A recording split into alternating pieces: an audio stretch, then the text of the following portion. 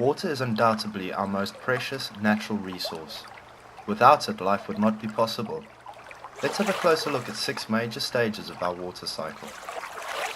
As the sun shines down on lakes and oceans, the water nearest the surface begins to get warmer.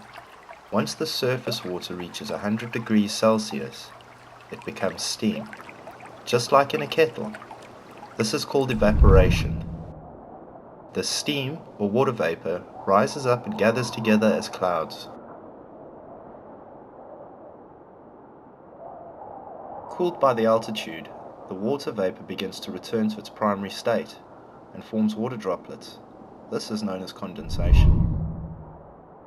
Changing back from a gas to a liquid, the water droplets are too heavy to be held in the air and fall to the ground as rain. This stage is called precipitation. Ground temperature determines what state precipitation falls in. If the ground temperature is at the point of freezing, below 0 degrees Celsius, it falls as ice rain or snow. If it is above 0 degrees, it falls as rain. Rain falls on hillsides and mountains, and the water that flows down the sides of these slopes is called runoff.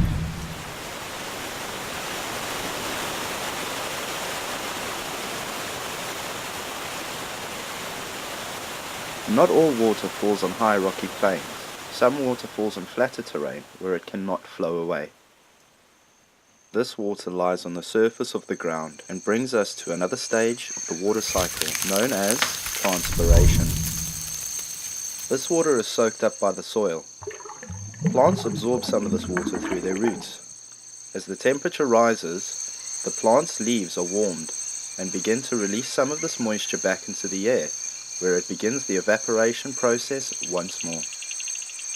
Water that is not absorbed by plants soaks deeper into the soil and underlying rock layers, where it gathers as groundwater. This process is known as infiltration. Water flowing beneath the surface often rejoins lakes and oceans. This gathering together of water is known as accumulation, and it is here that we end our journey through the amazing process known as the water cycle.